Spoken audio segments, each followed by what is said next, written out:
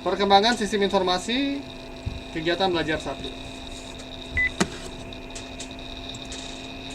Kalau kita lihat sebetulnya komputer ini sekarang udah jadi bagian kita sehari-hari ya. Kita lihat mungkin orang sudah nggak terlalu kaget dengan komputer sekarang ya, karena sudah menjadi bagian sehari-hari juga. Sekarang komputer itu sudah sangat kecil ya, bukan sekedar laptop. iPhone Anda sendiri atau misalnya handphone Anda sendiri yang kalian pakai itu sudah berupa komputer, karena sudah bahkan spesifikasinya mungkin lebih bagus dari zaman saya waktu saya dulu ya. Saya pertama kali kenal komputer sekitar tahun 80-an, yaitu masih pakai disket ya, nggak ada hard disk. Nah ini sekarang handphone kalian aja mungkin sudah berapa giga gitu ya, kapasitas memorinya ya, kapasitas penyimpanannya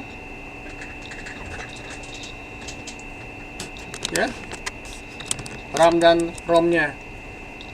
Zaman saya dulu ya masih 2 drive. Yang pertama itu drive-nya yang gede ya, kemudian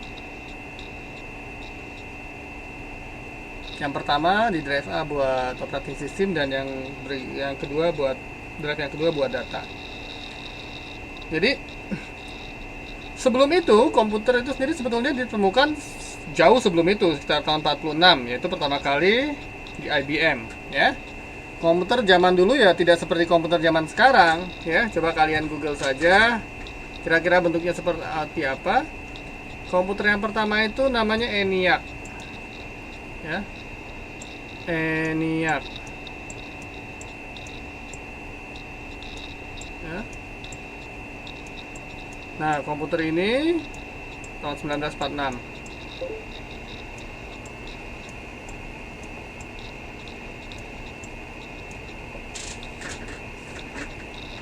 ya.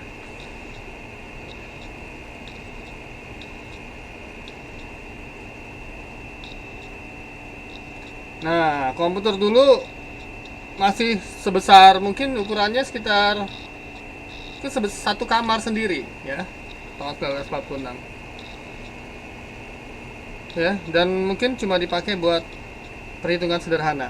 Kemudian ini juga pertama IBM yang bikin. Beberapa tahun ke depan, kira-kira 20 tahun kemudian, tahun 64 barulah komputer itu dipakai buat aplikasi bisnis. Tahun 1946 itu hanya buat untuk menghitung yang lain-lain, menghitung apa ya, perhitungan teknik ya. Nah, tahun 64 baru pertama kali digunakan untuk aplikasi bisnis. Nah, aplikasinya itu sangat sederhana. Jadi hanya untuk sistem pengolahan transaksi atau transaction processing system. Levelnya mungkin lebih mirip kayak mesin, mungkin kayak kasir ya. Dapat kemudian dihitung, dimasukin data entry, tidak ada pengolahan apapun, cuma untuk mencatat ya. Komputernya itu IBM S360 dan penggunaannya hanya untuk manajemen tingkat bawah. Manajemen tingkat bawah itu kira-kira kalau di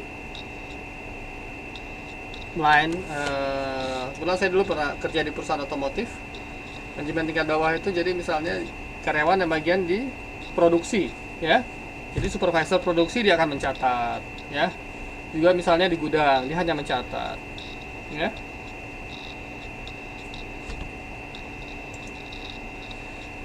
Ini terpotong ya, seharusnya tidak terpotong di sini ya. Ini karena di PPT yang saya berikan seharusnya tidak terpotong, tetapi ini terpotong karena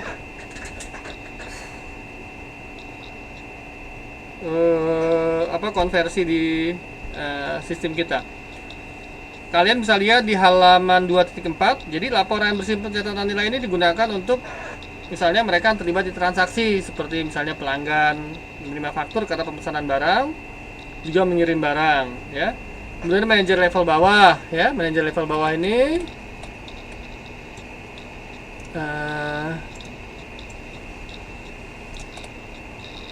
Biasanya misalnya kayak tadi saya bilang supervisor produksi untuk absen karyawan, atau supervisor penjualan, kontrol penjualan harian. Dan yang terakhir adalah stakeholder. Misalnya dia minta pertanggungjawaban manajer. Jadi flow-nya seperti ini. Data transaksi bisnis ya. Seperti faktur, seperti laporan produksi dimasukkan melalui transaction processing system, sistem operasi transaksi. Sederhana sekali, kemudian dimasukkan ke basis data. Ya. Ya.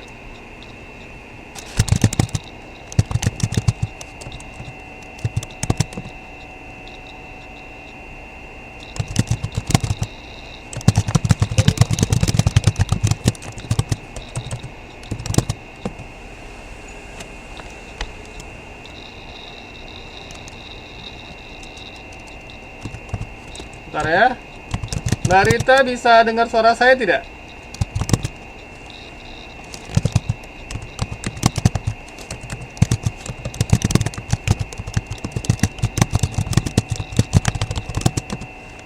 Saya lanjutkan ya.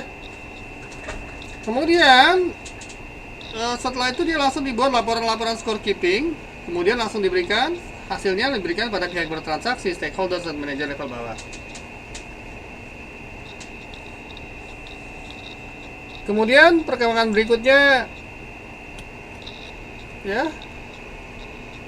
Tahun 64 juga IBM sudah memperkenalkan magnetic type atau electric typewriter, mesin ketik elektronik yang dapat merekamkan ke pita magnetik. Ya. Nah,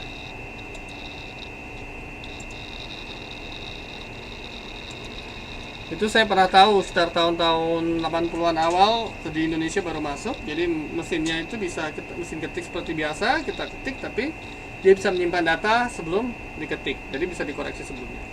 Kemudian berikutnya adalah masuk ke era informasi. Nah, era informasi ini sekitar tahun 70-an.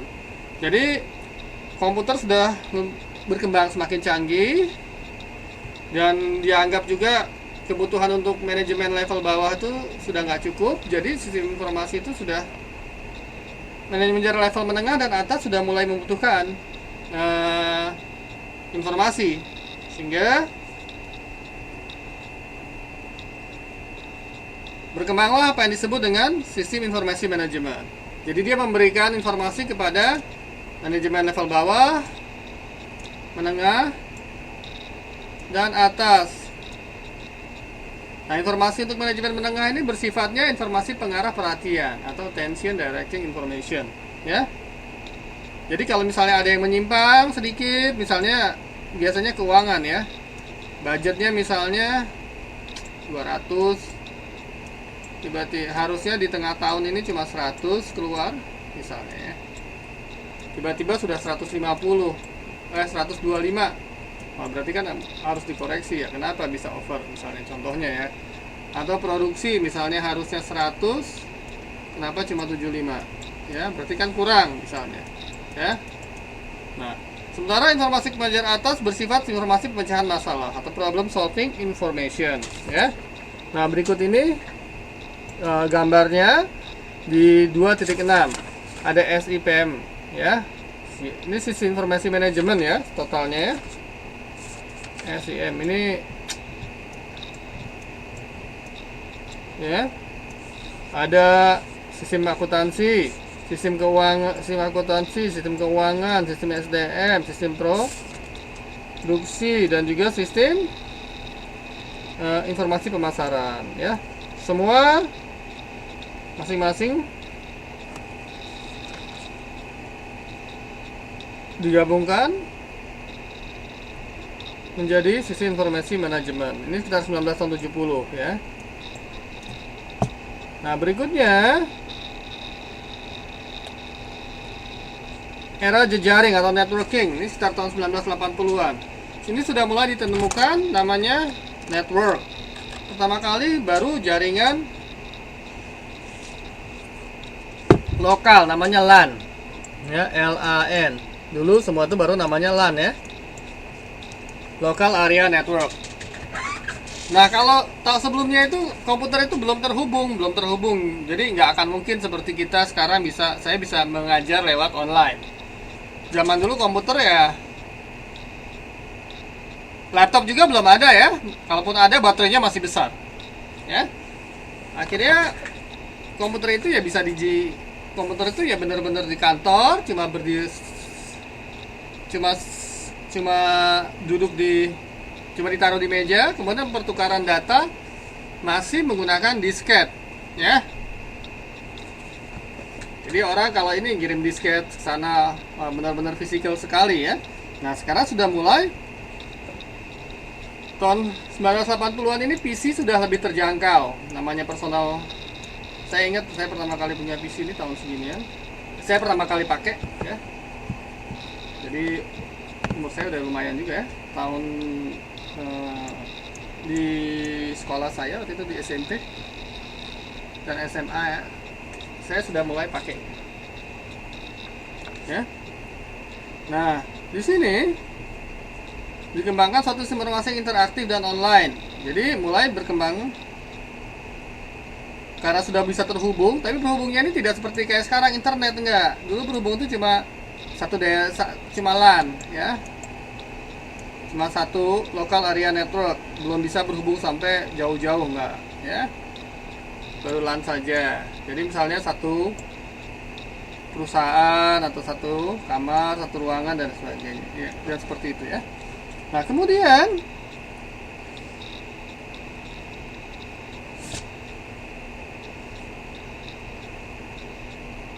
dengan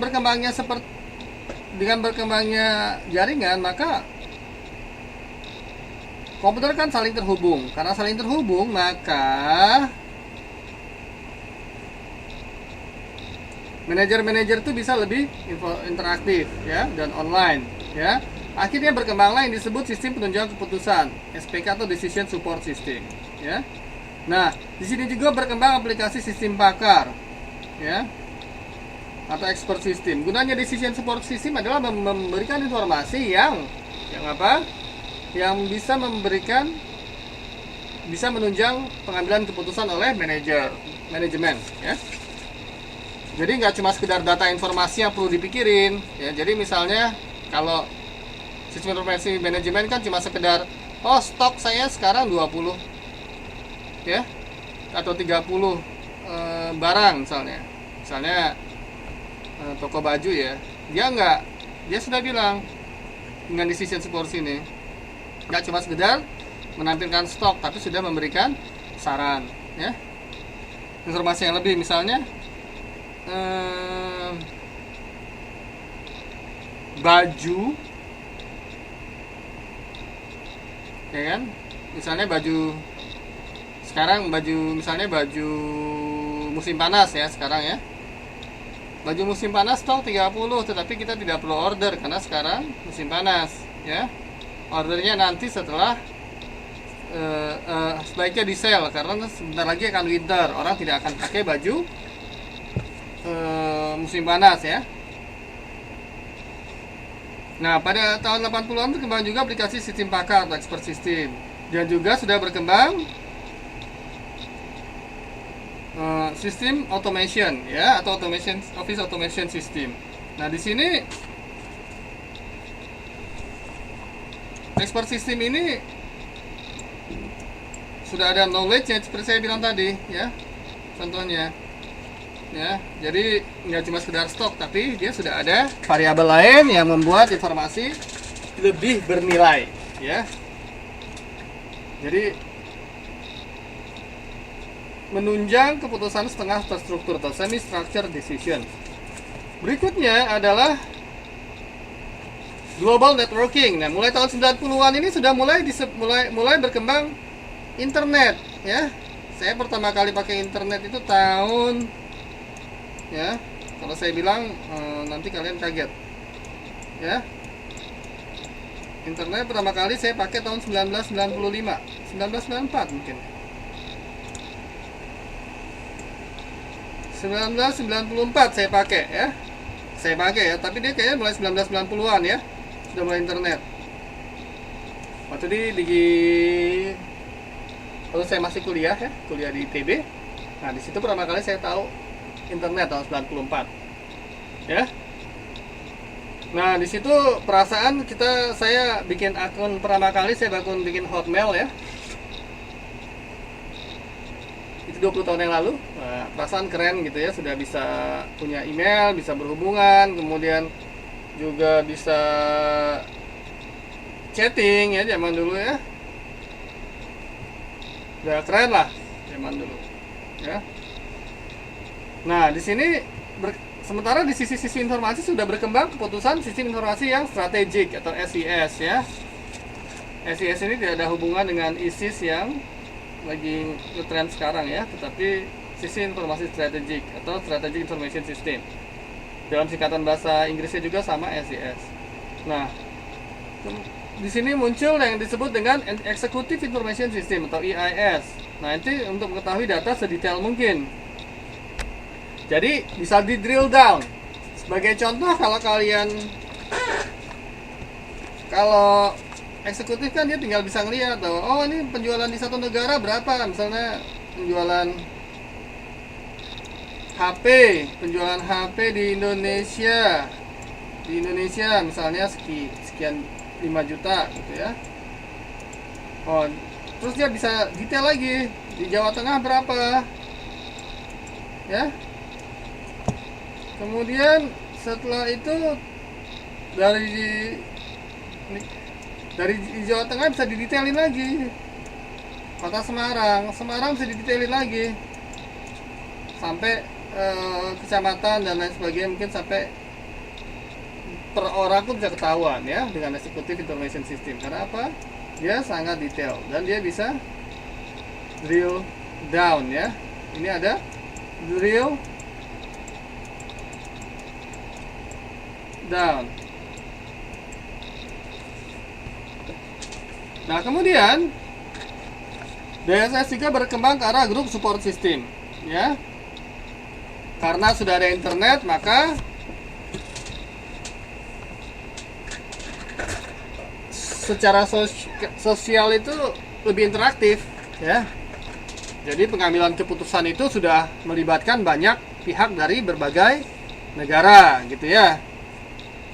Contohnya misalnya perusahaan kan juga banyak perusahaan global ya. Mulai tahun 90-an sudah mulai perusahaan global. Misalnya saya dulu kerja di mana ya, di Honda gitu ya. Keputusan dengan Jepang dan Indonesia itu bisa dengan cepat. Ya, mereka sudah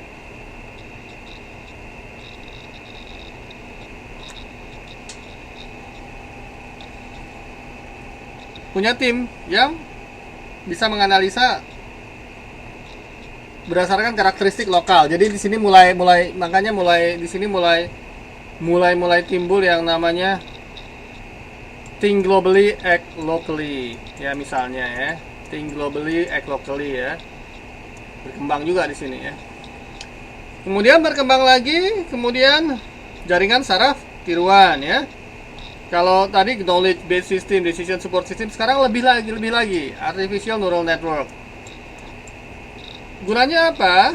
ANN ini gunanya untuk meniru kerja dari jaringan saraf otak. Jadi berusaha mengikuti pola pikir manusia.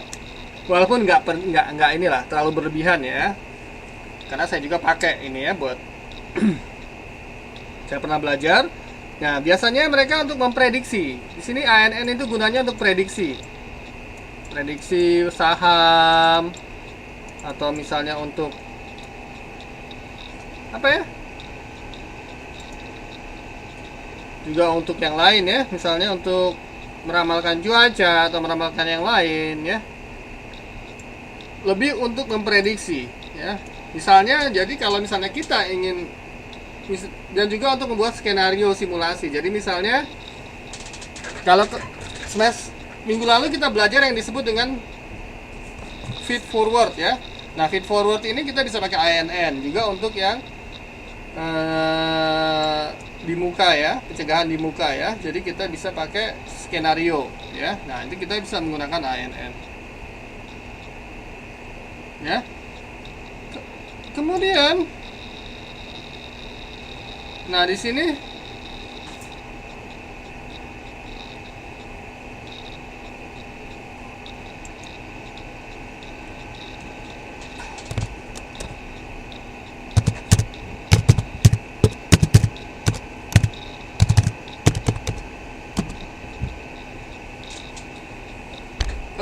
Kalau yang bermasalah dengan suara, bermasalah dengan PPT, ikuti aja ya PPT saya, ikuti ini saya, kalian bisa buka. Kalian bisa buka PPT kan sudah saya bagikan, ya. Kalau emang belum ini sambil buka PPT yang sudah saya kirimkan ya. Jadi kalian nggak ketinggalan, ya. Nah kemudian, walaupun saya era jaring global kedua, nah di sini kita lihat perkembangannya mulai dari era akuntansi dan operasional, informasi, jejaring dan jejaring global. Nah sekarang berikutnya yang lebih penting adalah kalau tahun 2000-an ini sekarang sudah istilahnya informasi itu udah sangat banyak. Jadi eranya nanti adalah big data. Wah pokoknya nantilah. Sekarang orang bisa tahu kamu ada di mana, lagi ngapain gitu ya. Berdasarkan apa? Kamu sendiri yang ngasih tahu apa dari status Facebook, ya, gitu ya. Juga ketahuan dari Google, check in di mana. Jadi ngasih data secara ini ngasih data secara gratis ya, ya. Oke, paham sampai sini ya. Ini hanya sejarah saja. Kemudian berikutnya adalah organisasi sistem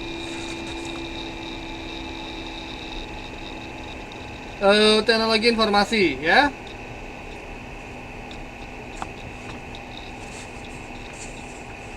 Nah, organisasi sistem informasi ini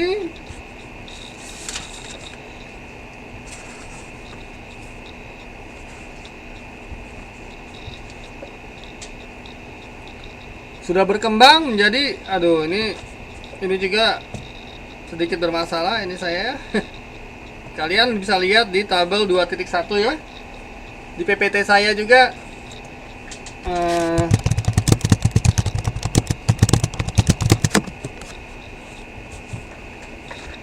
di PPT saya tidak masalah ya seharusnya, silakan lihat. Nah, pertama kali mungkin pada saat era akuntansi departemen, nama departemen itu hanya pengolahan data elektronik ya, electronic data processing ya. Biasanya ADP ya, karena masih apa cuma memproduksi, cuma nyatet aja, cuma dielektronikan ya, sehingga nggak hilang. Kemudian pada berikutnya pada zaman era operasi atau tahun 80-an ini ya, pada tahun 70-an ya,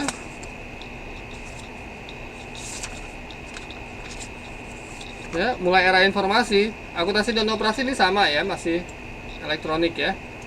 Pada era informasi kemudian tahun 80-an mulai departemen SI, sistem informasi.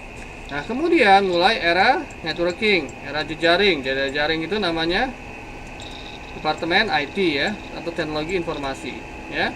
Dan berikutnya pada jejaring global juga departemennya sudah sama, namanya teknologi informasi dan atau departemen sistem teknologi sistem informasi ya. Nah di sini kita lihat makin ke depan, makin ke sini peran IT itu makin penting ya.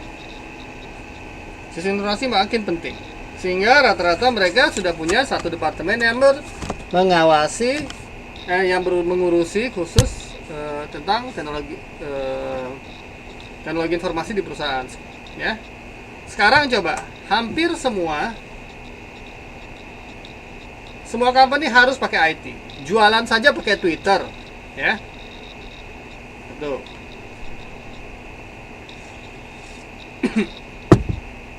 Ya.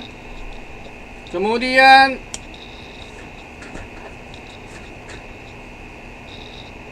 jualan pakai Twitter ya. Atau kalian belanja aja sekarang udah pakai internet ya. Kalau di luar negeri kayaknya kalau pakai internet masih aman, kalau di Indonesia kayaknya enggak ya. Masih rada-rada ya, kepercayaannya masih kurang. Ya. Bahkan di Facebook aja pada jualan. Ya, ngetek ya. Sampai terpaksa saya mesti tutup biar nggak ada yang ngetek otomatis ya. Nah, berikutnya peran manajer sistem informasi ya. Perubahan peran ya. Kalau dulu 80% pengetahuan teknikal, berorientasi teknologi, dan berorientasi pada efisiensi ya. ya. Dan penekanannya pada efisiensi ya, kalau zaman dulu ya. Aduh, mohon maaf ini ya, ini karena aplikasi di sininya aja bermasalah ya. Jadi saya nggak bisa menjelaskan dengan baik ini. Kemudian kalau peran sekarang 80% pengetahuan bisnis. Ya. Karena apa? Karena teknologi itu sudah mulai, teknologi itu semakin mudah digunakan ya. Walaupun bikinnya tetap lebih susah, makin susah ya malah, karena makin mudah berarti bikin makin susah. Tetapi orang lebih bagaimana mendaya gunakan teknologi informasi. Jadi peran manajer sekarang ya, perubahan peran manajer STI, peran manajer ya. Peran manajer itu yang sekarang itu 80% pengetahuan bisnis. Kemudian berorientasi pada manusia dan penekanan pada kompetisi. Karena sekarang ya nggak aware sama IT, dia akan terlibat. Ya. Jadi peran manajer sistem teknologi informasi sekarang adalah menyelaraskan strategi bisnis dan sistem teknologi informasi secara dua arah. Salah satu contoh yang paling mudah adalah koran. Zaman dulu koran masih kertas koran ya, sekarang juga masih ada kertas koran. Tetapi sekarang apa? Semua koran yang dengan punya yang pakai, selain dia punya paper ya, dalam bentuk kertas juga dia, ya contohnya koran ya. Selain dia pakai paper, dia juga pakai web ya. Seperti contohnya apa ya, kompas.com ya. Kalau Detik dia hanya majalah online ya, tidak ada yang lain. Tapi di semua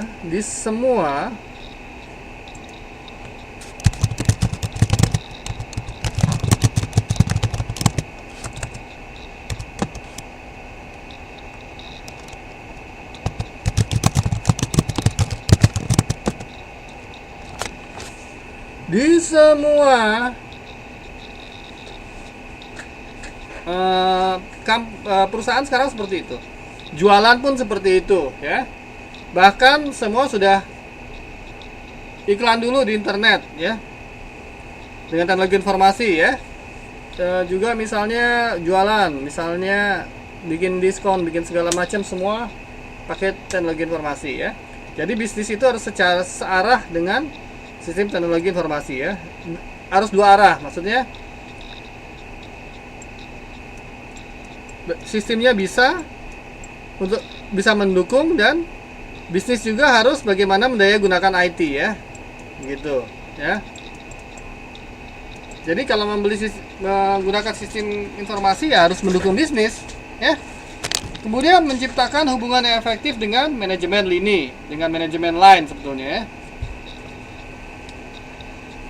Karena semua sangat tergantung sama IT, berarti apa? Manajemen IT, manajer IT ini harus bisa membuat aplikasi, membuat sistem informasi ini efektif, menunjang kinerja company. Berarti apa? Dia harus semakin efektif dengan manajemen lain yang lain ya. Kemudian harus merencanakan, merancang dan mengimplementasikan sistem-sistem baru ya.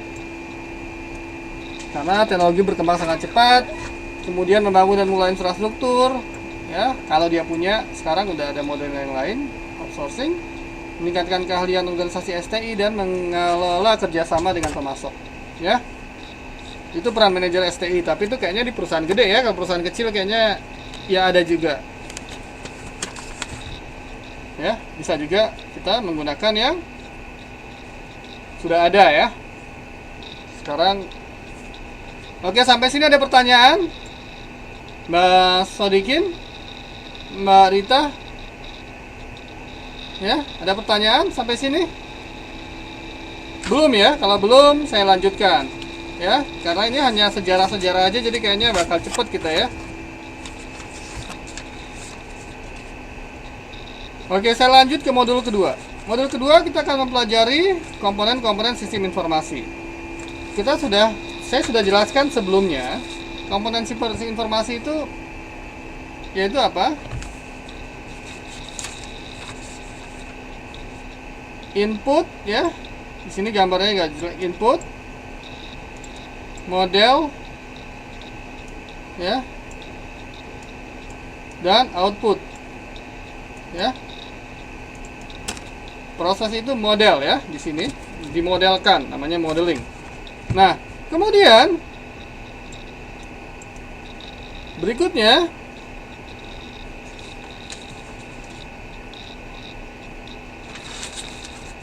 seringkali model itu kan tidak bisa langsung diolah, tapi harus disimpan dulu, ya. Nah, jadi input ini disimpan dulu biasanya, kadang, ya, diolah, dimodelkan, disimpan dulu, ya, di basis data. Ya, seharusnya setelah itu diambil, ya, kemudian keluarkan jadi output, ya. Seharusnya seperti itu. Harusnya ini ada dua arah di sini, ya.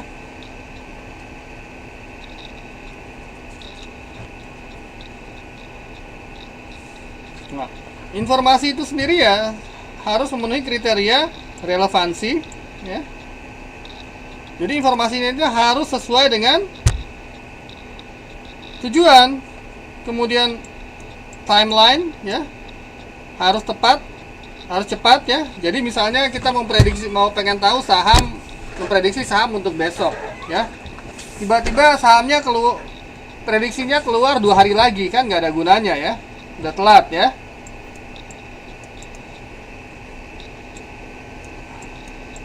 Nah, berikutnya akurasi, ya. Kita harus akurat juga, ya. Jadi misalnya kita memprediksi saham dengan akurasi misalnya 80-90%, ya. Ya. Ya, jadi bisa diperkirakan lah. Kalau 90% kira-kira masih bisa akurat lah, ya. Tapi kalau cuma 50% atau 60% ya nggak ada gunanya, ya. Buat apa gitu, ya. Nah, dengan demikian sisi informasi itu punya 6 buah komponen, yaitu komponen input dan komponen masukan, kemudian komponen model, ya, komponen output, ya, komponen teknologi, ya, komponen basis data dan kontrol, ya. Kita lihat ini semua teknologi nih yang di tengah nih, input, model, output, basis data itu komponen teknologi. Nah, di luarnya adalah kontrol, ya. Karena apa? Kalau tidak ada kontrol, yang terjadi adalah garbage in, garbage out, ya. Go, ya. Nah, berikutnya saya akan menjelaskan komponen input. Komponen input itu merupakan data yang masuk dalam sistem informasi, ya. Nah, data dalam sistem informasi ini dicatat dalam dokumen dasar. Biasanya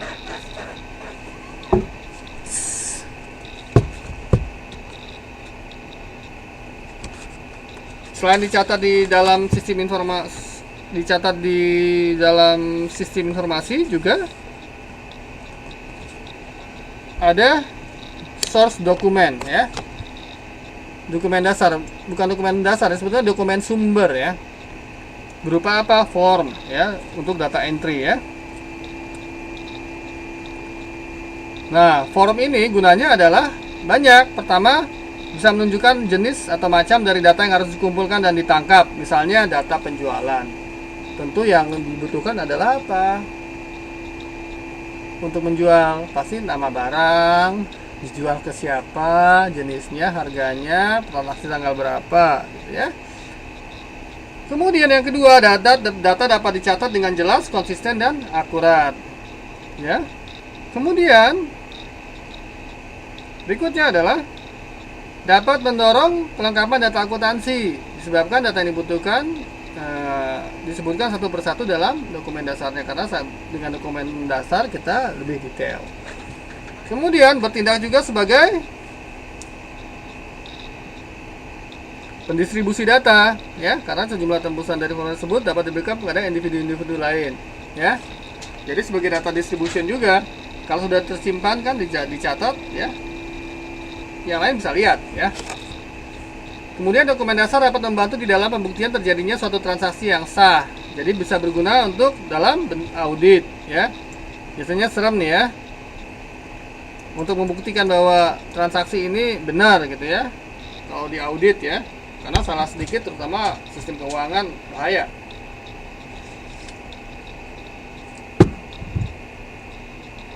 Dan dokumen dasar juga digunakan sebagai cadangan atau pelindung atau backup dari file-file data di komputer ya.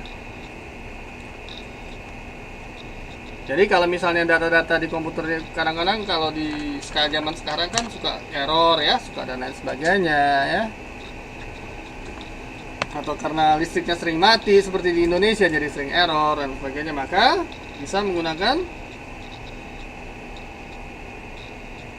sumber data dokumen dasar ya. Karena pernah kejadian juga di kantor saya, tiba-tiba sistem informasinya rusak, bermasalah, akhirnya satu persatu di input ulang ya. Nah berikutnya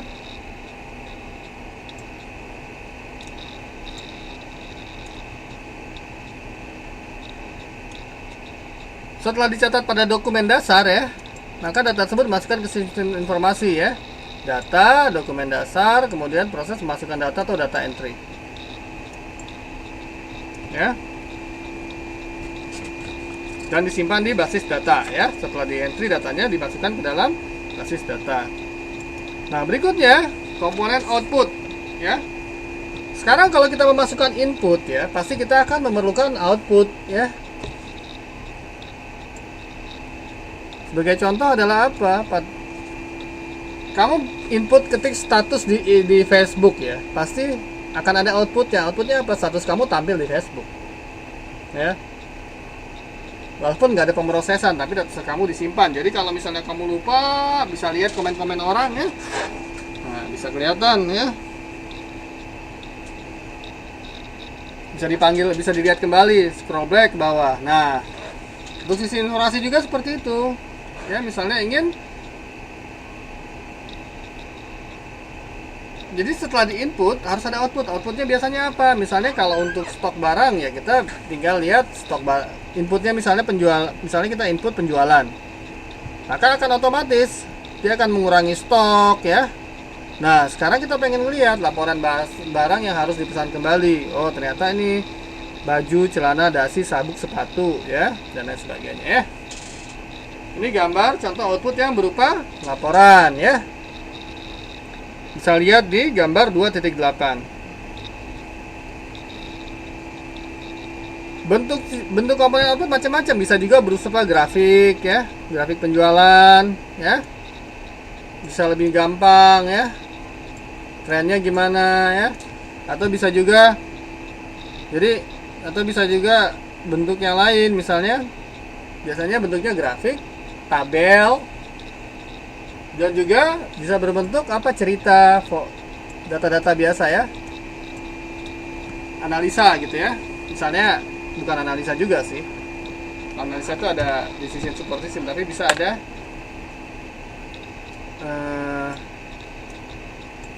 berbentuk teks ya.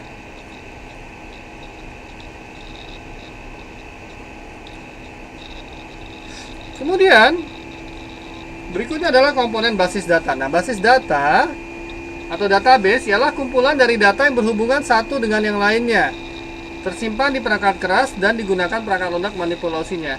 Nah, simbolnya adalah begini, kayak drum ya, gambarnya kayak silinder, kayak kaleng ya. Ini adalah simbol basis data. Jadi basis data itu buat menyimpan, makanya bentuknya seperti drum. Semua data dimasukin ke sini ya. Nah ya, jadi simbol itu juga ada gunanya, ada artinya gitu ya. Makanya simbolnya seperti drum ya. Nah basis data ini ada teorinya sendiri ya. Gunanya adalah untuk menyimpan data ya. Jadi data itu sendiri yang pertama adalah diorganisasikan dalam bentuk basis data. Jadi pada saat menyimpan itu kan nggak bisa sembarangan. Data itu harus dimengerti oleh komputer. Kita nggak bisa ngetik sembarangan. Misalnya salah satu contoh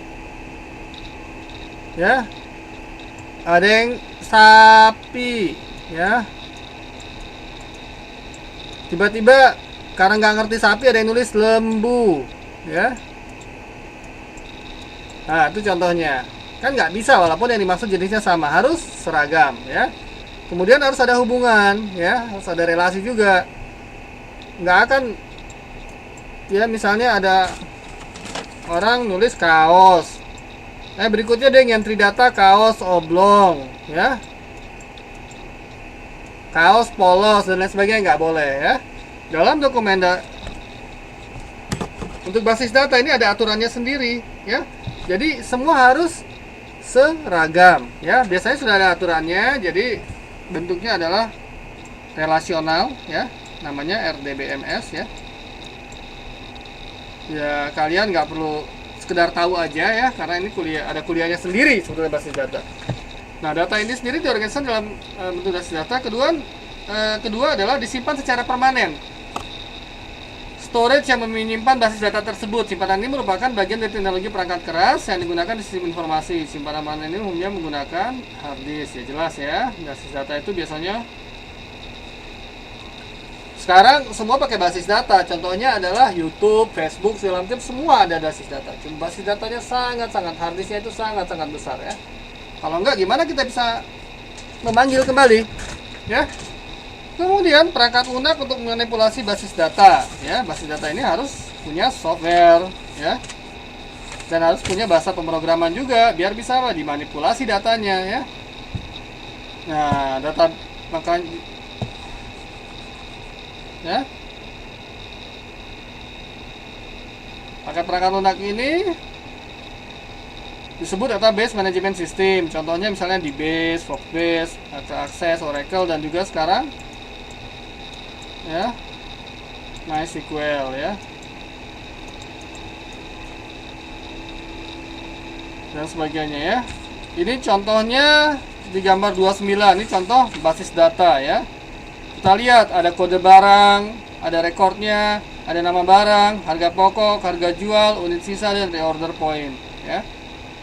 Kita lihat semua ada aturannya, ya.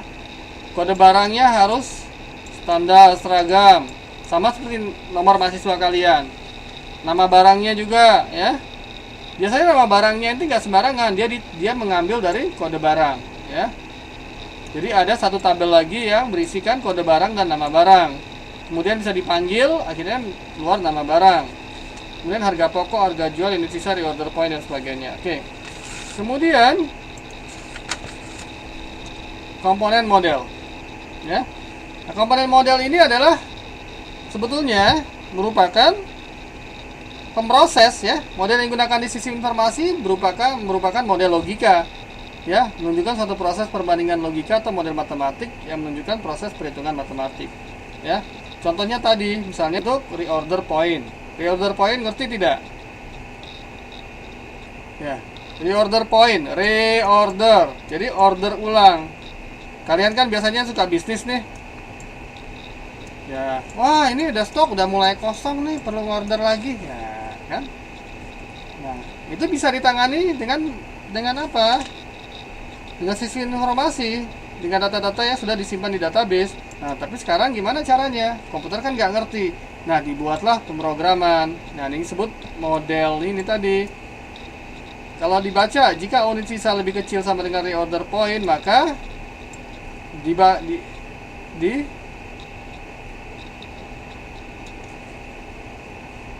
buatlah pesan karena item barang perlu dipesan kembali, ya. Kemudian kalau misalnya dia lebih besar dari order point, ya item barangnya belum perlu dipesan kembali. Ya, kira-kira seperti ini. Kemudian berikutnya adalah komponen teknologi, ya. Nah, komponen teknologi ini mempercepat sistem informasi dalam pengolahan data. Jadi misalnya apa? Dia ada teknologi perangkat keras dan teknologi perangkat lunak, ya. Perangkat keras apa? Hardware. Contohnya apa? Contohnya ya laptop yang kalian pakai, atau misalnya notebook atau namanya HP yang kalian pakai, itu namanya perangkat keras, ya. Kemudian ada perangkat lunak. Perangkat lunak apa? Perangkat lunak itu yang ada di dalamnya, ya. Contohnya apa? Windows ya. Kemudian aplikasi-aplikasi di dalamnya atau Android juga ya. Nah, itu adalah komponen teknologi. Berikutnya, komponen kontrol. Komponen kontrol digunakan untuk menjamin bahwa informasi yang dihasilkan oleh sistem informasi merupakan informasi yang akurat. Ya. Ya harus dijamin informasinya harus akurat ya. Kalau enggak ya ngapain? Ya. Salah satu kelebihan kita menggunakan sistem informasi adalah informasinya harus akurat. Kalau orang kan cuma dicatat bisa lupa ya. Nah, kalau dicatat dengan kalau di dalam komputer kan relatif lebih dicatat bisa lebih reliable istilahnya lah, dapat dipercaya. Nah, di sini karena yang mengentry data juga masih manusia, maka perlu ada kontrol juga, ya. Supaya apa? Supaya manusia nggak salah. Manusia itu kan tempatnya salah, ya. Jadi harus ada pengendalian secara umum, misalnya general control system, dan juga ada bagi pengendalian application control system, ya. Jadi kalau pengendalian secara umum itu pengendalian organisasi, dokumentasi, perangkat keras, keamanan fisik, keamanan data, dan komunikasi, ya. Pengendalian organisasi itu misalnya ya ada aturan-aturan tertentu, misalnya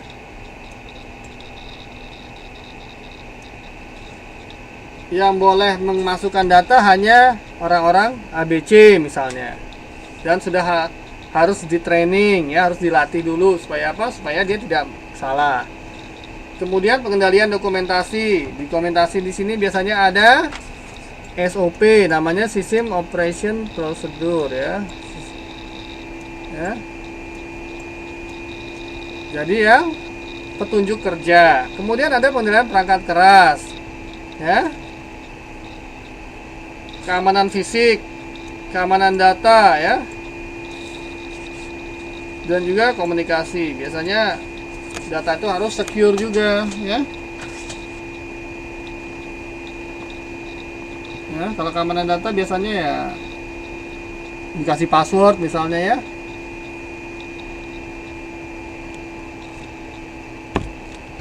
Komunikasi juga seperti itu.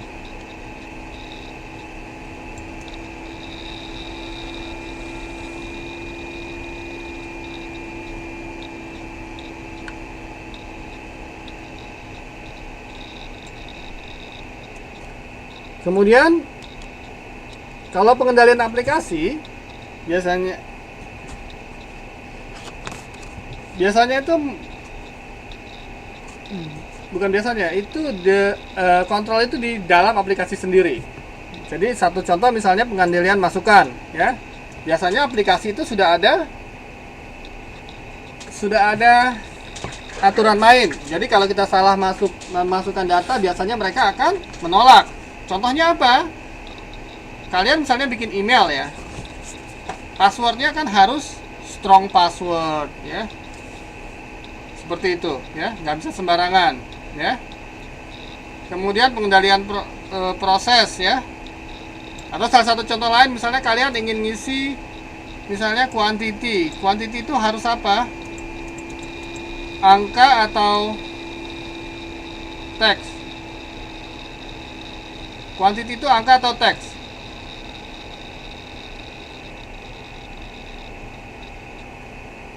Mbak Sri Untari yang sudah dengar, quantity itu misalnya kuantitas ya. Kuantitas itu angka atau teks?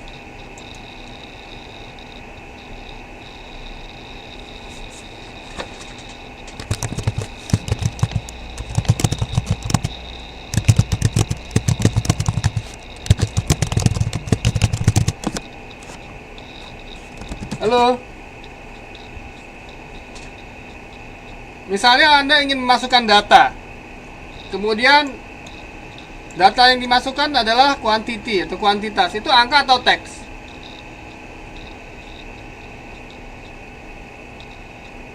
Itu angka atau teks? Ini kalian ngedenger atau enggak sih? Atau saya cuma cuap-cuap aja jadi nggak? Saya bisa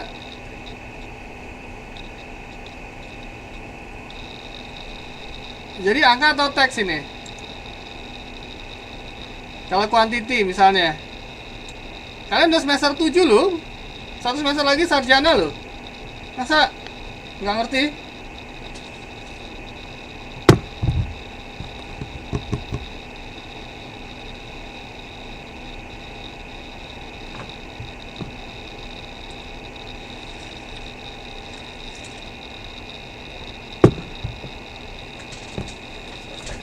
Halo?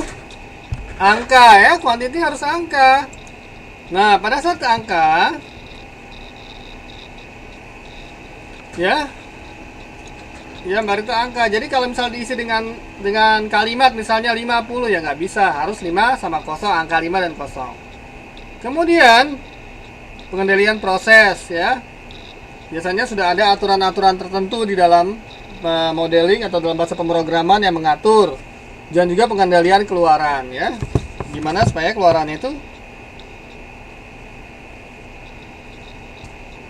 sesuai. Jadi di situ biasanya suka ada control digit check, ada zero balance, matching check, echo check, dan batch control check dan sebagainya ya.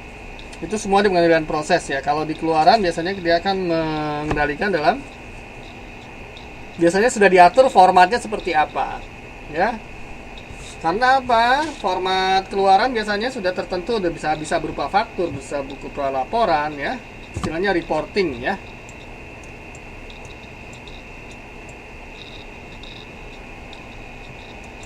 Ya. Kemudian komponen manusia. Nah, komponen manusia ini paling penting sebetulnya ya, walaupun dia bukan merupakan sistem informasi, tetapi yang ngatur data ya. Yang ngatur data, yang ngisi data, yang bertugas ya, itu adalah manusia ya. Jadi manusia itu kompleks ya. Karena apa? Dia mengisi data, jadi punya tugas-tugas, dia bagian dari struktur organisasi, dia juga punya budaya tertentu. Contohnya budaya Taiwan dengan budaya Indonesia berbeda, walaupun sama-sama Asia agak berbeda sedikit ya. Ya, nah itu menentukan kualitas informasi yang dimasukkan dan yang diterima ya. Jadi kalau orang Taiwan mungkin memintanya modelnya A, kalau orang Indonesia mintanya modelnya B laporannya ya. Kemudian cara menginputnya juga berbeda. Dari tulisannya aja jelas sudah berbeda ya. Indonesia pakai Latin, sementara di sini pakai karakter Cina ya. Jadi walaupun dia bukan bagian dari sistem informasi, tetapi komponen manusia itu paling penting ya. Karena apa? Karena dia yang sebagai aktor utama dari sistem informasi.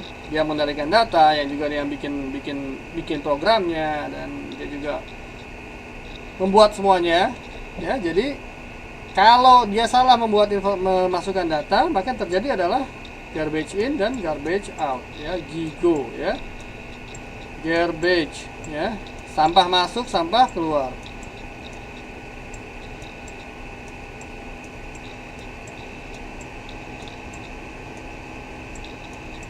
Oke, sampai di sini selesai modul 2 ya. Kita hanya sejarah-sejarah saja, jadi jadi cukup cepat. Berhubung kalian ini cuma 3 yang masuk ya, yang lain nggak tahu kemana. Oke, saya ucapkan terima kasih atas kehadirannya ya. Assalamualaikum warahmatullahi wabarakatuh. Ada pertanyaan tidak? Harusnya tidak ada ya, karena memang tidak ada hitung-hitungan. Ini cuma cerita-cerita aja ya. Oke, assalamualaikum warahmatullahi wabarakatuh. Terima kasih, sampai ketemu minggu depan. Tolong kasih tahu sama yang lain ya, karena saya cukup ketat juga dalam absen ya.